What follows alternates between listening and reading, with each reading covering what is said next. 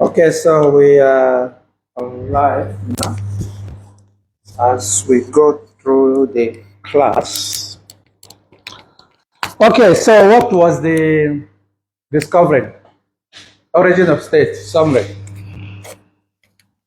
Okay. The Just origin a of summary. What do you understand by origin of state and how do you connect it with the world of today as a state? the origin of states. There is different suggestions of how the state started. First of all, there is some belief that the authority came from God. For example, the British Empire, like the monarchical structure of government, believing that God gave them the power to rule over the people. That is, then the second one is by conquest. People fought, the powerful people in the society, they fought, and then the people that won became the leaders for the people that they won, that is they conquered. So this is a state by force. Yeah, state by force. So and then the third one is the agreement. That is, the people came together and then they agreed and they selected some people to be their leader, and this is the birth of the modern day democracy. Then the another one is a gradual process, a gradual development by nature, where families come together. Like the father is that is, people come together and they, as a clan, as a from family to clan to the state level and all that. So it's a gradual process, is by nature. Then the next one is by family. A man being the head of the family, then the men came together and then they have to form the states. And then the last one is a class conflict, like by inheritance, like people they own a very big land because they are richer than others, then they have to become the leader. So I think with this is the kind of my summary from what I understood. Okay, What I read. very good. Mr. Dennis, origin of state, summary. Yeah, the theories on the origin of states, there are different ways in which different states came up. After this, I will give you some tests. I have a paper test that you have to write. So be serious. Okay. Yeah, so the first one being the divine right theory, which is a state created by God. And under this, kings and rulers held their authority directly from God. Then the fourth theory, whereby a state is created by conquest.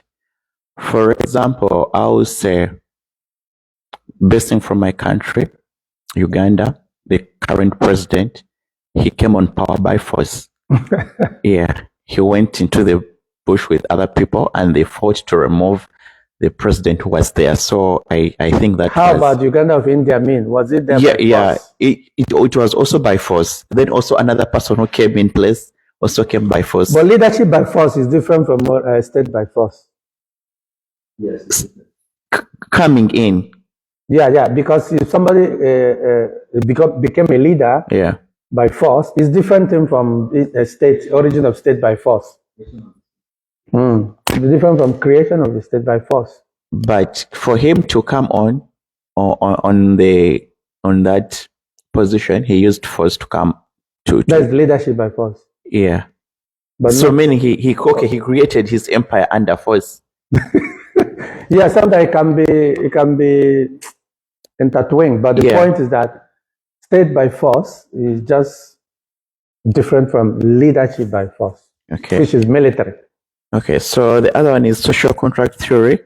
This is created by voluntary agreement, whereby different individuals will come together and agree on certain things, and then a state is created. Then the other one is evolutionary or historical theory, created through family and kinship groups. Okay. Can we hear from you, Miss Vic? Okay, so what I understand about the theories of state is help us to know why we have to create a state, and also what is the purpose of the state is, and also is from where's the power come from.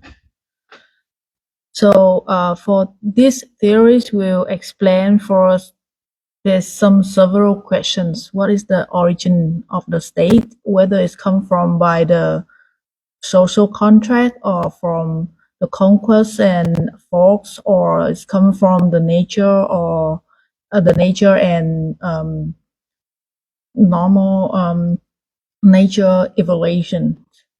Also help to give us what is the purpose and the function of the state. So whereas the state they use to protect the security, justice, or human rights, or they use that power for other purpose, right? So and what is the relationship between the people and the state as well? What is the connection of that civils and the government? So that's what I understand about it. Okay, very good. So it's good that we start to investigate and examine the theories on the origin of states, because sometimes some of us, we may think that the world is just like the way it is today. You are from Uganda, you're from Nigeria, you're from Vietnam, and most of us, but those who are here, not here, they are from different countries. So, but then, did we just come and name Nigeria?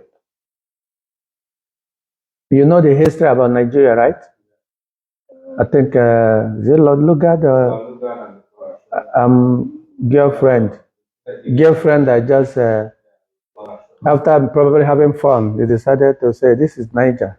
Let's call him Nigerian. And then that is how it became. Uganda, how do the name Uganda came by? Do you know about that? You have to tell us in your presentation when time comes. So how about Vietnam? How do you know the name Vietnam? It's coming from where? Is it coming from Chinese or coming from who? What's the origin of the name? Yes, name. Yeah, it's coming from where?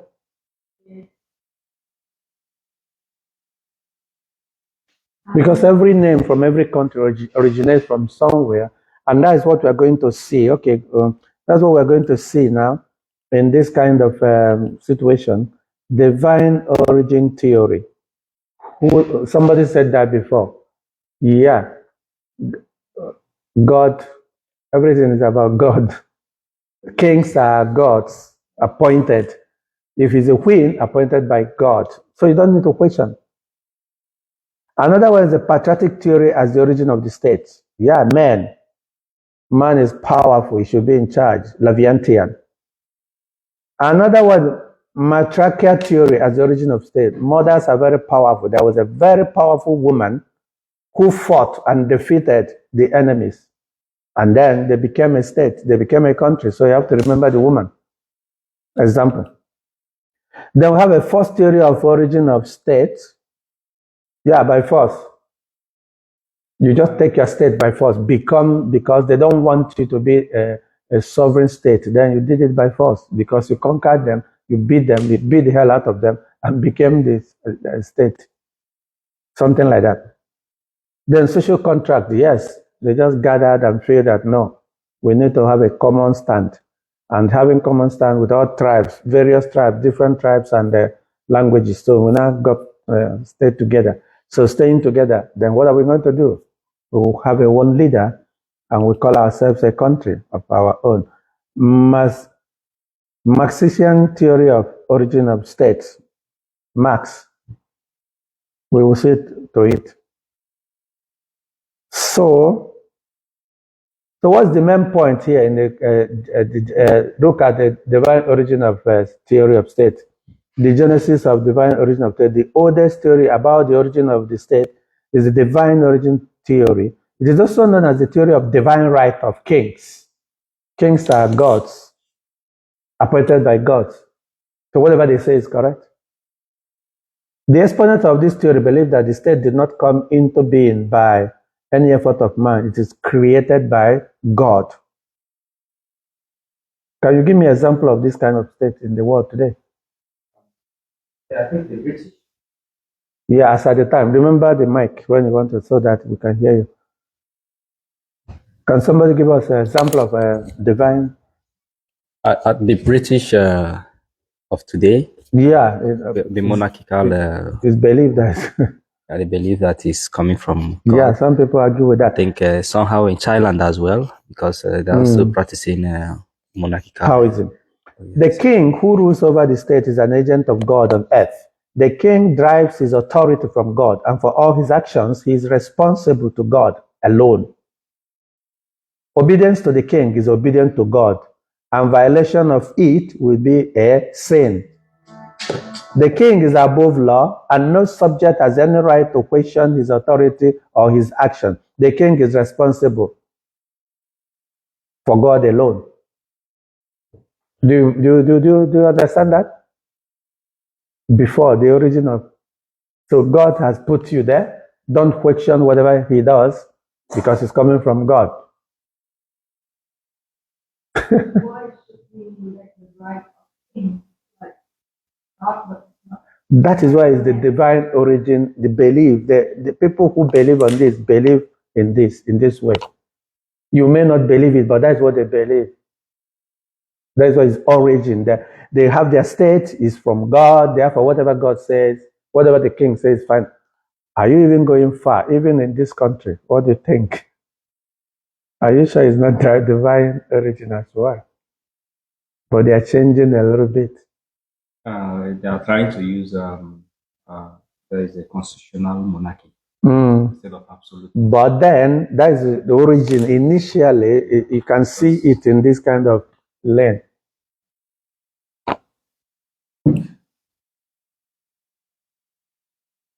So what are we talking about? The divine.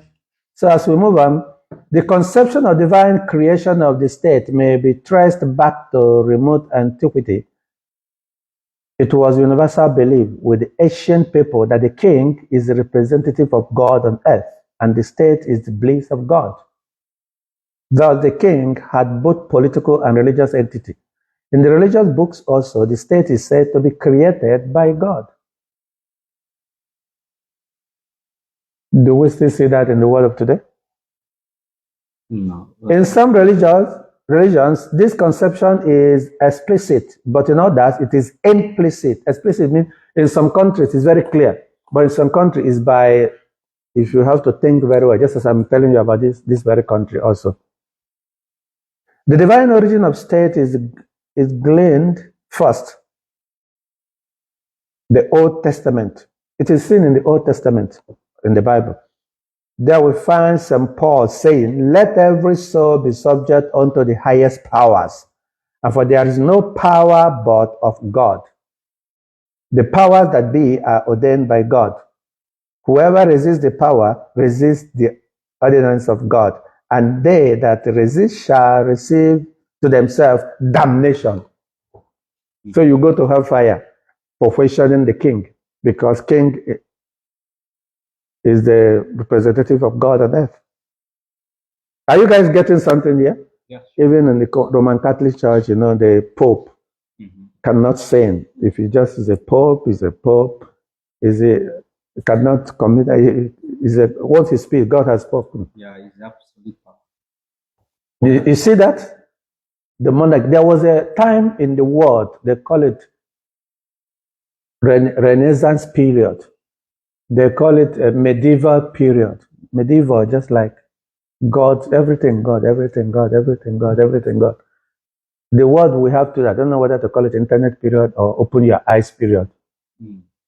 So the word is just involved. People ask questions now, unlike before. Yes, unlike you cannot. Even your parents, they shut up. That is why they will just a kind of traditional system. You follow it, don't ask. If you ask too much, they will. If you are in the church, they will excommunicate you. If you are too intelligent, there might be a problem, and they will send you off. In 1680, Sir Robert Filmer wrote a book entitled The Law of the Free Monarchies, where it is stated the Adam was the first king on earth, Adam, and the kings subsequent to him are the descendants of Adam. In the Manusmriti, it is said that when the world was thick in anarchy, the people prayed to God to remedy the condition. God has pleased to appoint Manu to rule over the earth. The theory prevailed in the old age when religion and politics were combined in the person of the king. In ancient India, the kings rule over the people according to the injunctions of the Dharma, which stood for both religion and politics. Is it Dharma or Dhamma? I don't know what they call it in India.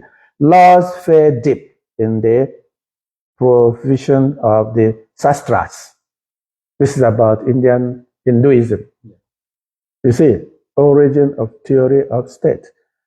In the world of today, where would you see them? Sometimes in the some Muslim countries are just for Allah. And there are some states, they call it St. Kitts or St. John, and I've forgotten. They have the passport currently. You can buy their passports. Yeah, St. Kitts. St. Kitts ahead.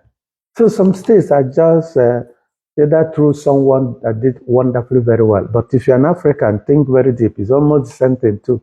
Because also in your village, can you remember the name of your village? Go. Mm-hmm. What's the name? Amauku. Huh? Amauku. Amauku. Something must have led to that Amauku. The big. Yeah, something must have. Or some people they call it Omoji, or Omo this, or Omo that, or Omo whatever. Because there was a war. Somebody went and fought and then renamed the place. So almost the same thing, actually. Okay. So, in the medieval period, the Christians held the Pope in semi-god status. In the Muslim world, the Caliph was the priest king. The Dalai Lama was the head of the theocratic state of Tibet.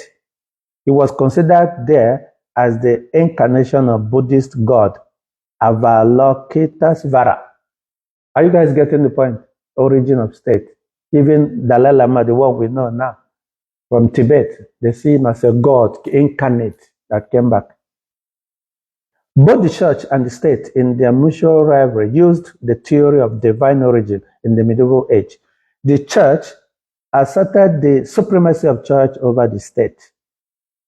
On the other hand, the state, because of its divine nature, emphasized on its supremacy over the church. You need to read the history to understand when the church and state were fighting. And when they have crusade, and some popes are part of it, and then even the King of England and the Catholic Church, Henry VIII, and all those stories that you're supposed to know as a master's degree student. Are you aware of all these stories of the church? You need to. You can read it on your own. Very, very important. The stout King James I claimed that he derived his authority directly from God. According to him, the king is wise and intelligent, but his subjects are wicked. Even if the king is bad, the people have no right to rebel against him. You see what was happening in the olden days? Yeah. What we are leading now, what you may understand now as we move on, what we understand now as we move on is to make sure, that we see how involving, how it started. Some people now revolted, just like this kind of statement. Some people now revolted, we don't need the monarchy again at the end of the day. We now started having the country you're talking about now, making votes to elect somebody. Because initially, king, sometimes this kingdom will fight against this kingdom. And even some kingdoms, they try to maltreat their people. And some people will revoke.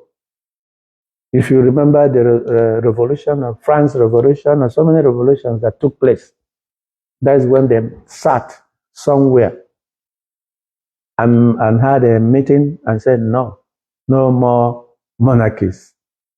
We will rule ourselves by appointing someone. That is democracy you're talking about, voting.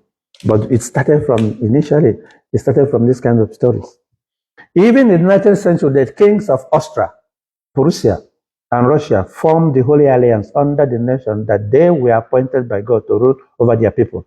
Anyway, the European kings took shelter under the divine origin theory in order to justify their dictatorships. Don't question whatever we do. We are from God. And God gave us the mandate. Remember the First World War. Do you know the story of First World War? The king of Austria-Hungary, because they killed someone, the royal family, blah, blah, blah, blah, blah, the war started. And that war led to Second World War because of the same origin of states, the concept as at the time. Be that as it may, during a large part of human history, the state was viewed as direct divine creation and theocratic in nature.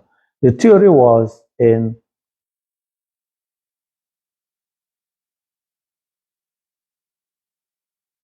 encouraged so long as religion was considered to be chief motive force of all human activities. All that we're saying now, linking everything to God. In the 20th century, this theory came under criticism, being an incorrect explanation of the origin of state.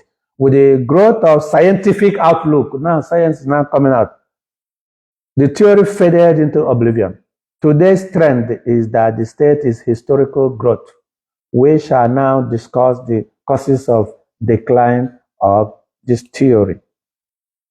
Because people can no longer take it. They were revolted.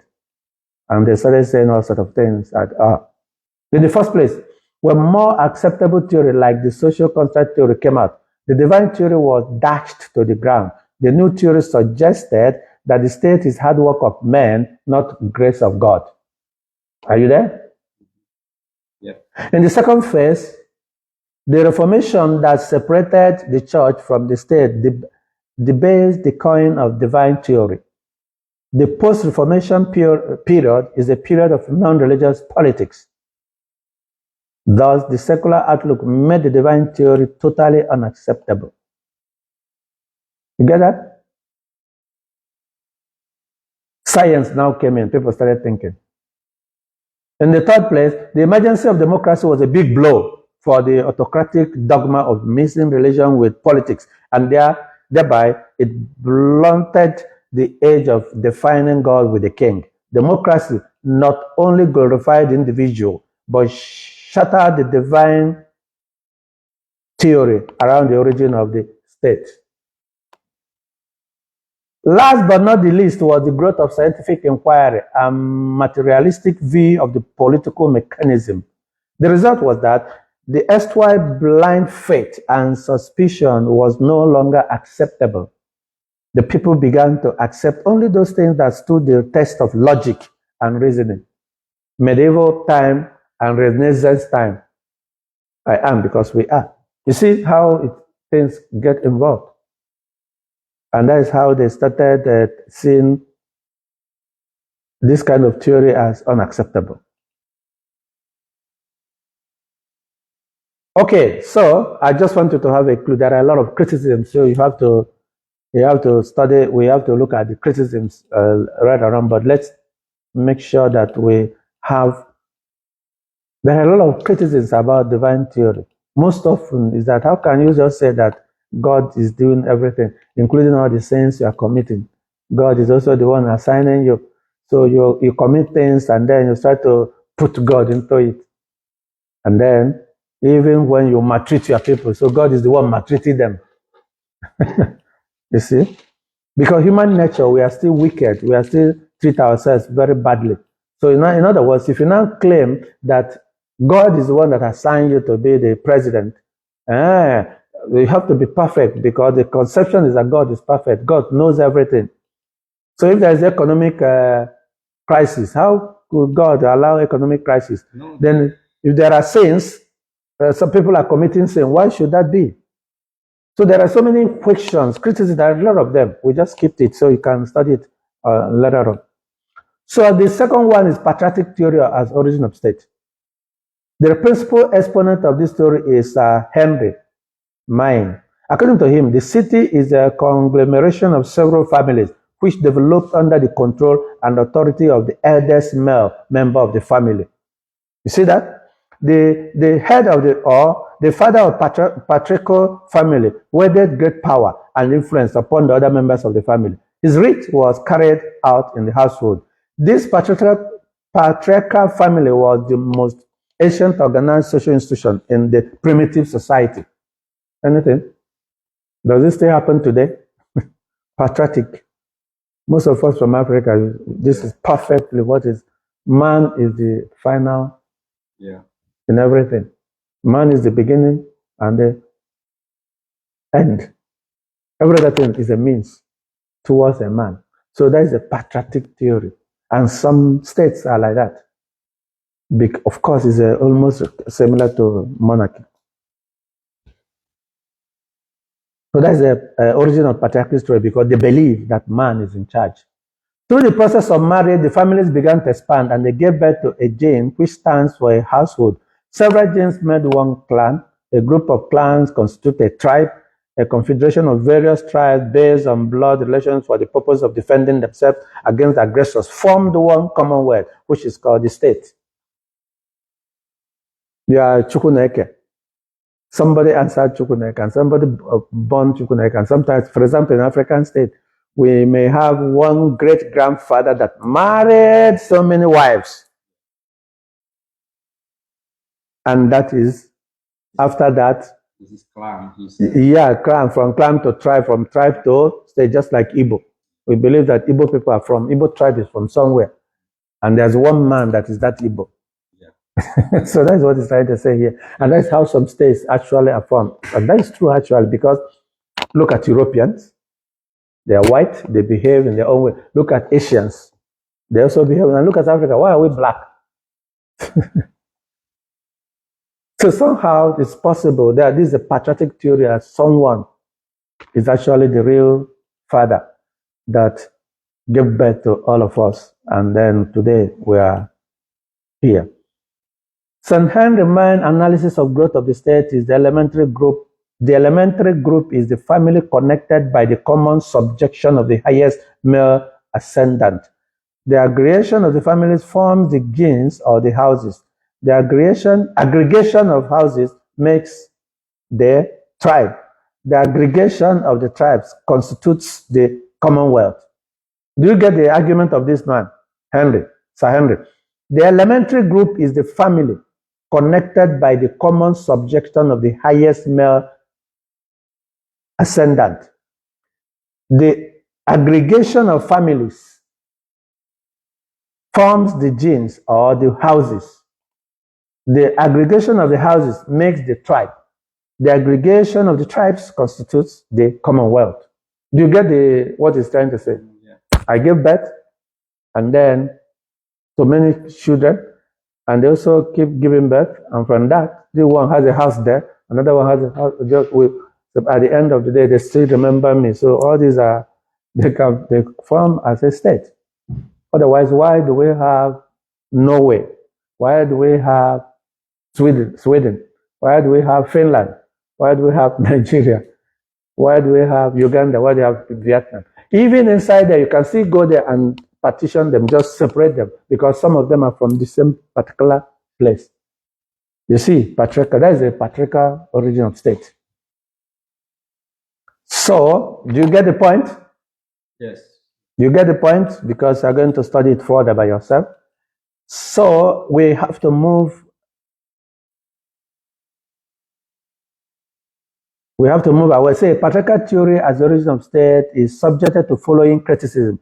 In the first place, the origin of the state is due to several factors like family, religion, force, political necessity, etc. So by identifying the origin of state with family, one makes the same fallacy as taking one cause instead of several causes. To say, in the words of J.C. Fraser, human society is built up by a complexity of causes. So some people are criticizing it, that is not. Your father, there are other fathers everywhere. So you cannot just say that if you to form a state, there are so many things involved. You have to have the legitimacy, you have to have the people, you have to have the population, you have to have the will to even stay in order to call yourself a state. So you cannot single-handedly say it's because of one man. But anyway, as you see earlier, the world did not just throw itself like that. Some people started it. Started from somewhere. So the argument can always be normal thing in an academic setting. But at the end of the day, think deeply, then you will see that a lot of all these things make sense.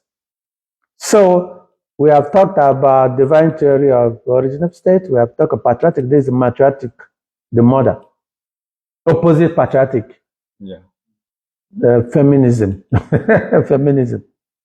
The chief exponents of matriarchic theory are Morgan, McLennan, and Edward Jacques. According to them, there was never any patriotic family in the primitive society, and that the patriotic came into existence only when the institution of permanent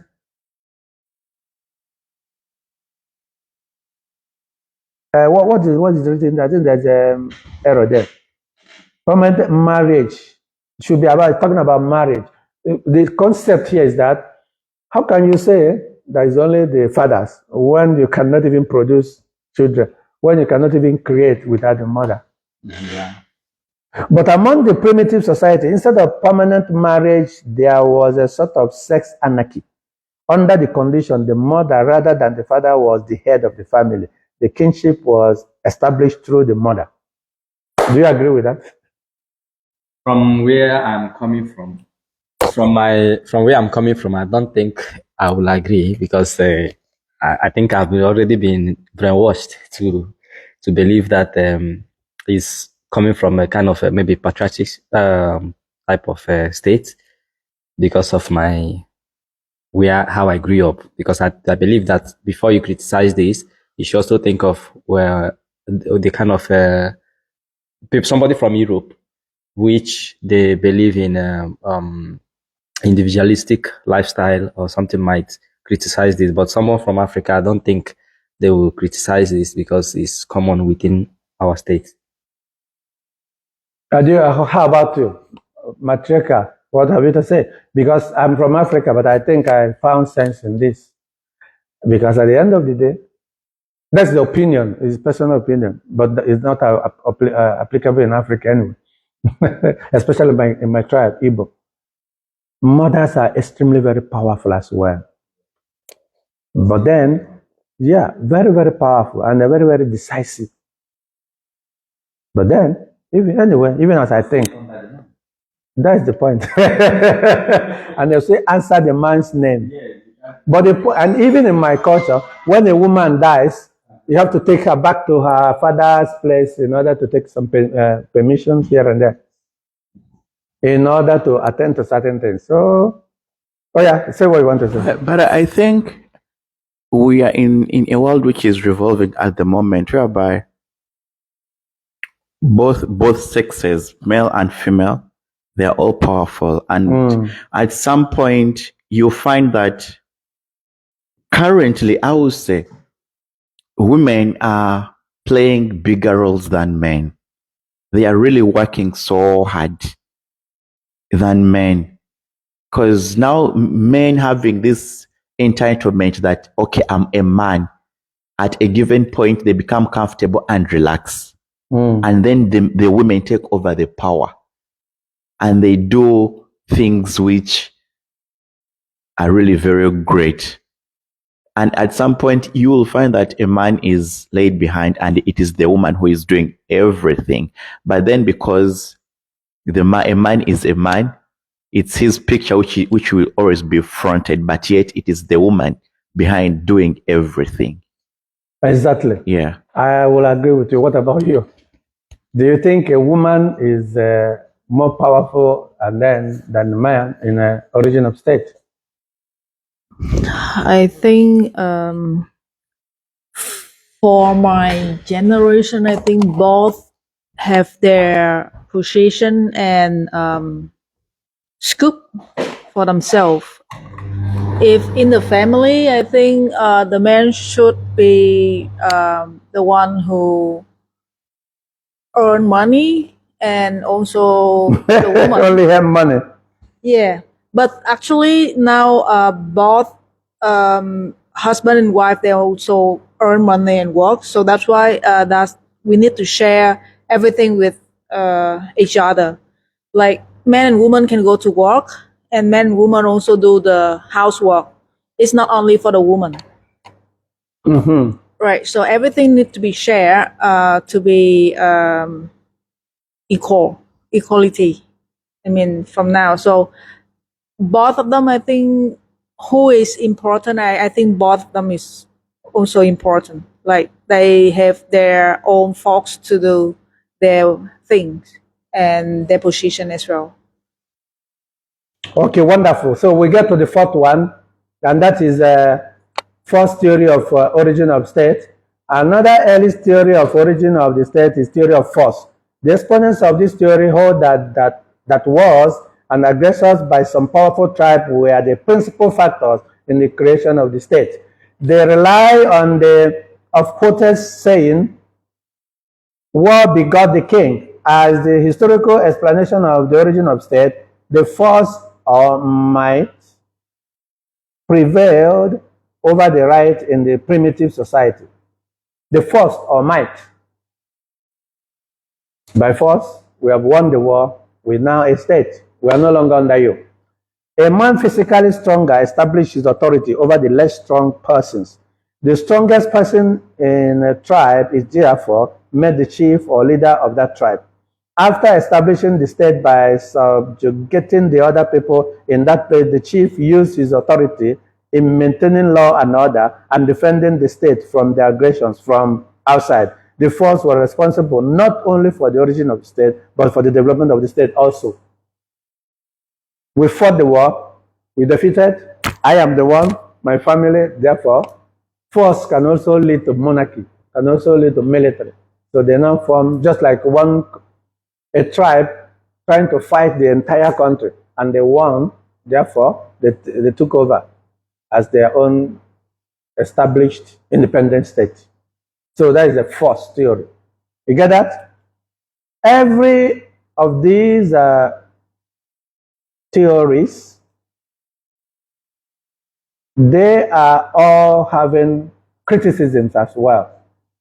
It's not that they are perfect. Each one has its own criticism. So we have to bear it. So I will leave it for you when you study further, then you'll be able to put it in writing. So now let's get to the other theory of states.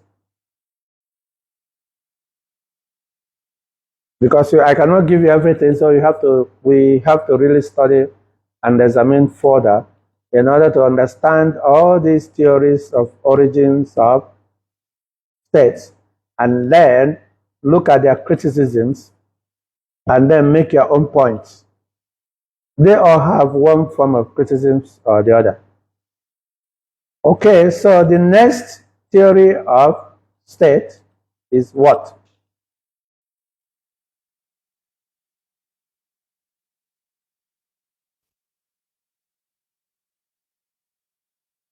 Yes, social contract theory.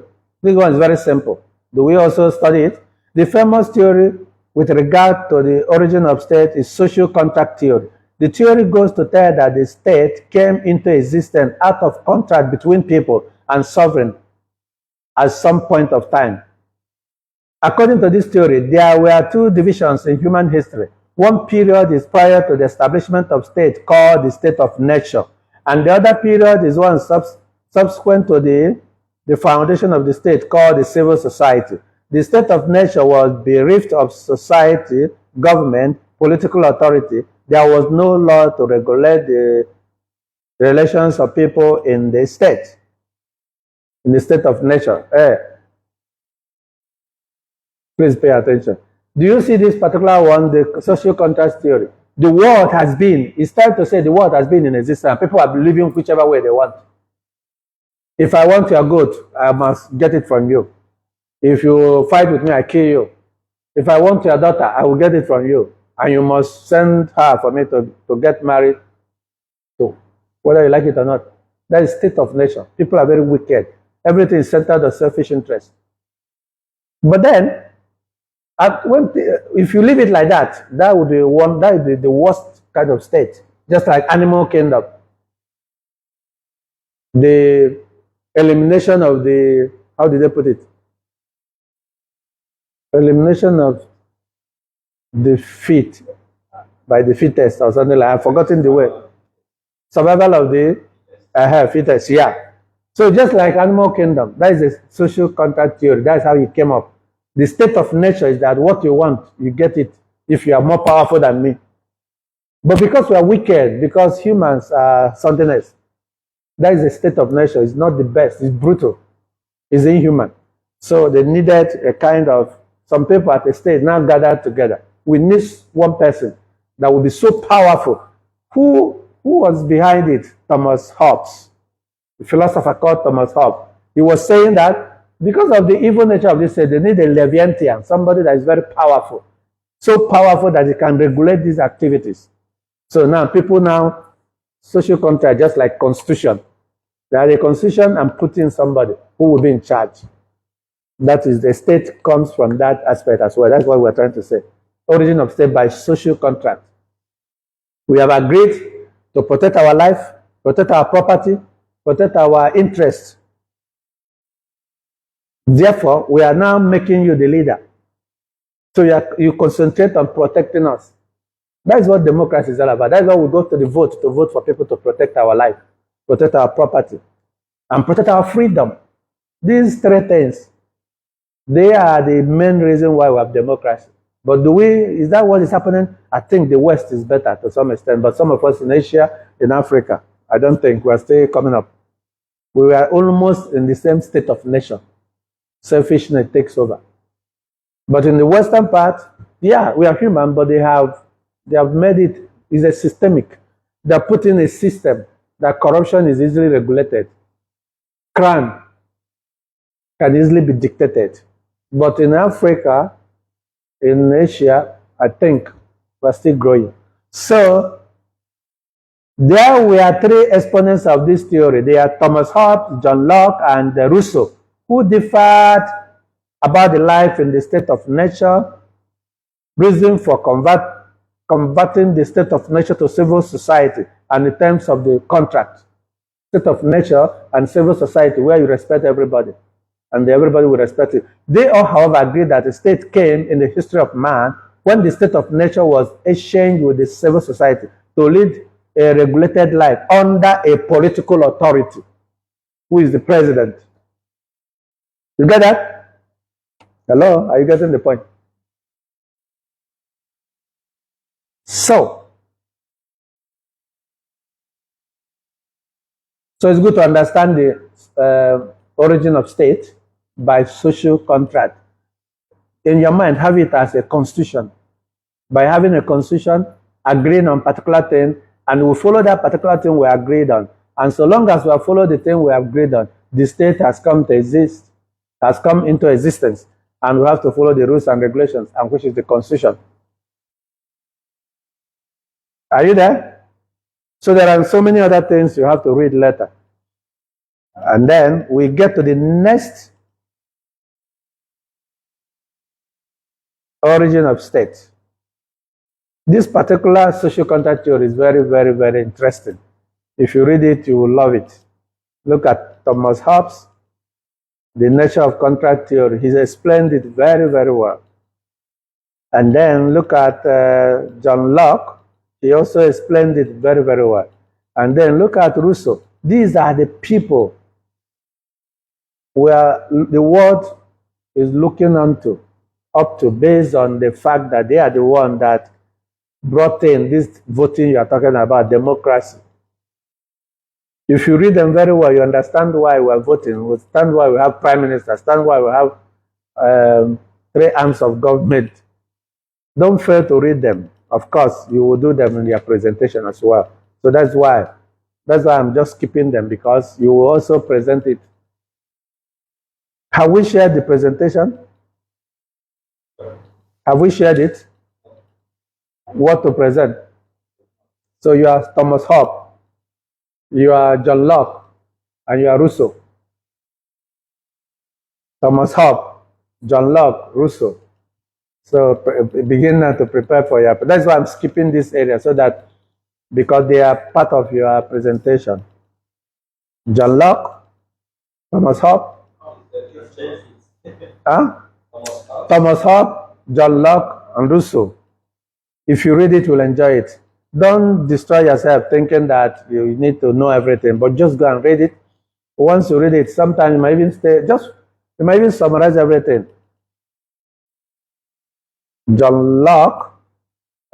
Thomas Hobbes, John Locke, and Rousseau. There are a lot about them. You can research in the YouTube, you can even check in your other material. So this is the sixth one, and that is Marxism. The most dominant class that controlled the mode of production came and established the state to ensure its dominance over other classes who did not owe the most of production. I know you like this one because you're a business person. The state thus became an instrument of domination and operation of one class over the other classes.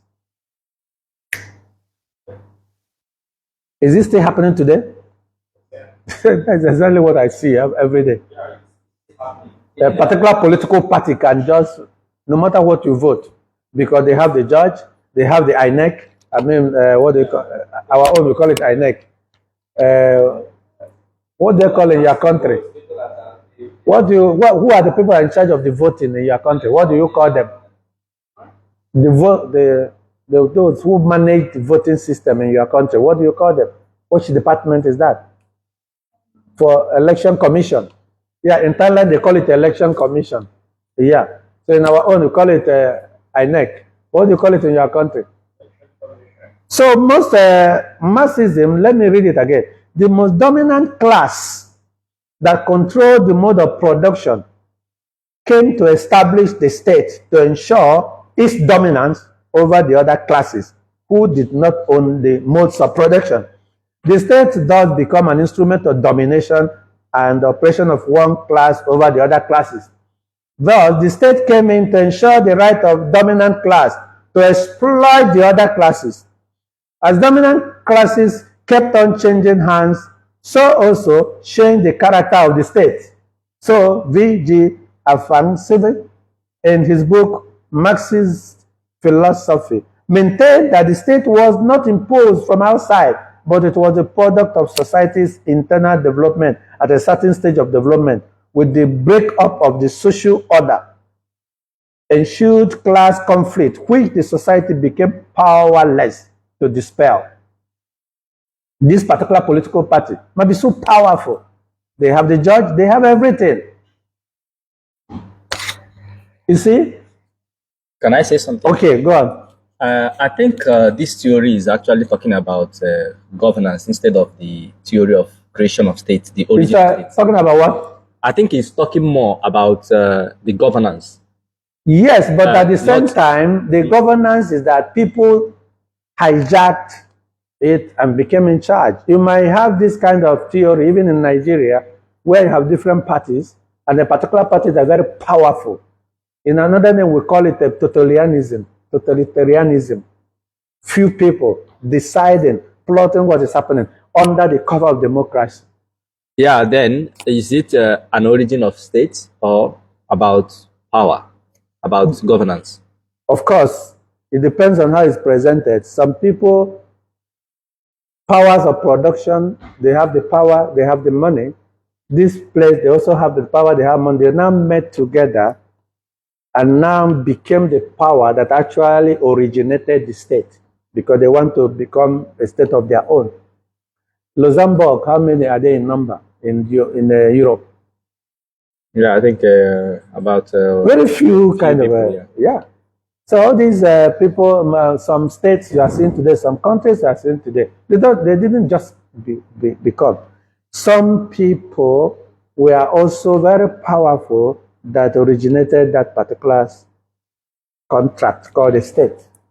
It could come from, yeah, you are very powerful and rich from your family, very powerful and rich, very powerful and rich, and then they come together to make sure that the poor people did not take over from them, to make sure that the lower class did not take over from them. In most places, you still see it as in form of democracy, but pseudo-democracy or fake democracy, because it's actually totalitarianism. Few people. The closest example is what happened in the last voting system in Nigeria.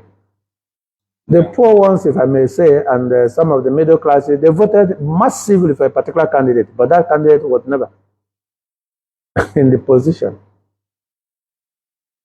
And there is an assumption that the powers that be, they didn't want that to be.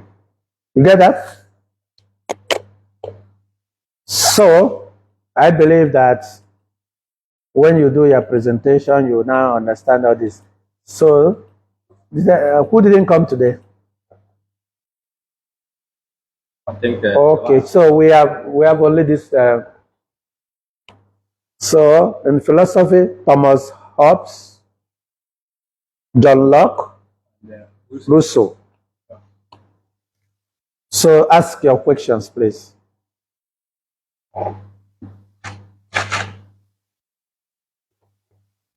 Can you ask your questions?